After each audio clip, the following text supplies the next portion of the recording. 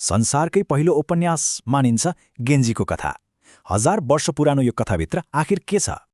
यो कथा हो एक राजकुमारको, जसको संसार चम्किलो थियो, तर प्रेम र महत्वाकांक्षाले भरिएको अनि खतरनाक पनि। र कथाको केन्द्रमा छन् एक अविस्मरणीय पात्र, राजकुमार गेन्जी। उहाँलाई चम्किला राजकुमार भनिन्थ्यो। प्रतिभा अथाह थियो, तर भाग्य भने एकदमै अनिश्चित। भविष्यवाणी थियो, उनी सम्राट बन्न सक्छन्, तर त्यो बाटो रोजे दुःखले कहिल्यै छोड्ने छैनन्।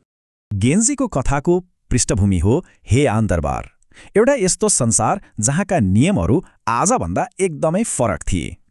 त्यो समाजमा सुन्दरता नै सबथोक थियो। मानिसको सामाजिक प्रतिष्ठा उसको कलामा निर्भर हुन्थ्यो। त्यहाँ रोमान्स एउटा कला थियो, तर प्रेम त्यो त एक खतरनाक खेल थियो, विशेष गरी गेन्जीको लागि। अनि गेन्जीको जीवन एउटै खोजीमा बित्छ, एक आदर्श महिलाको खोजी, जसको सुरुवात एउटा कुराकानीबाट हुन्छ। एक दिन पानी परेको रातमा गेन्जी र उनका साथीहरू महिलाहरूको स्वभावबारे गहन छलफल गर्छन्।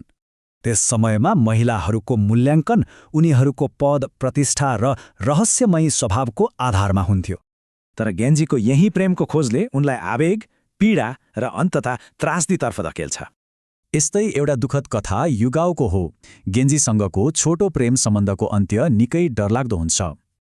उनी सुन्दरता खोज्छन्, तर उनका कार्यहरूले यस्ता शक्तिहरूलाई जन्म दिन्छन् जुन उनको नियन्त्रण बाहिर हुन्छन्। जो खतरा भावनात्मक मात्र होइन, ईर्ष्याले साँच्चीकै राक्षसी रूप लिन सक्छ, जस्तो उनकी पत्नी आओईको मामिलामा भयो।